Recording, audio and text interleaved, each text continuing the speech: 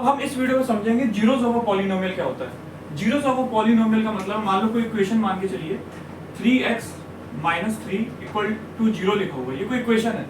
अब इसमें हम क्या करें, इसमें x की वैल्यू क्या रखें जिससे ये इक्वेशन 0 बन जाए। तो कुछ नहीं, जो हमारे पे px है, पॉलिनोमियल वाला x, इसको सीधा 0 के बराबर कर देते हैं। मान लो ये इक्वेशन है 3x - 3, इसको हमने कर दिया 0 के बराबर, तो x की वैल्यू क्या आ जाएगी 3/3, इसको हमने काटा तो 1। तो x की वैल्यू हम यहाँ पे क्या रखें, 1 रखते ही ये इक्वेशन क्या बन जाएगी, 0 बन जाएगी। तो सीधा मतलब ये जीरो ऑफ पॉलिनोमियल का ये मतलब है कि उस पॉलिनोमियल में, उस इक्वेशन में x की वैल्यू हम क्या रखें जिससे ये इक्वेशन 0 बन जाए। सपोज करो एक इक्वेशन और लेता हूँ, एनसीईआरटी बुक से ही ले रहा हूँ, x² - 3x - 4। अब इसमें x की वैल्यू क्या रखें जिससे 0 बन जाए। तो कुछ नहीं, ये जो पॉलिनोमियल है पूरा, इसको हम कर देंगे 0 के बराबर। तो ये हो जाएगा x² और इसको कर देंगे फैक्टराइज, माइनस का 4x + x - 4 = 0। तो ये हो गया x - 4 + 1 x - 4 = 0। तो ये हो गया x + 1 और x - 4 = 0।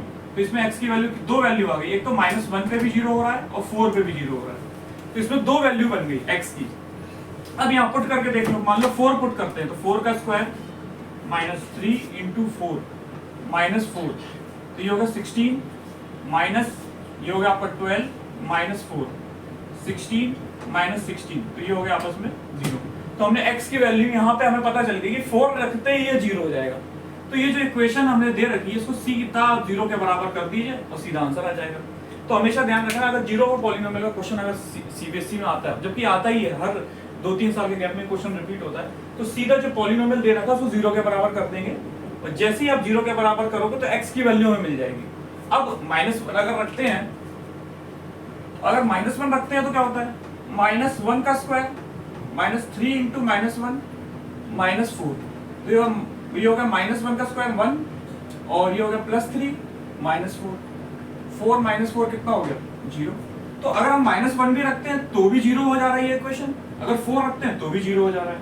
तो सिंपल, अगर ये क्वेश्चन आता है तो px की वैल्यू 0 के बराबर करेंगे और सीधा हम उसके दो आंसर निकलेंगे, या मान लो अगर एक भी निकलता है तो वही उसका जीरो ऑफ अ पॉलिनोमियल होगा। तो बड़ा सिंपल है।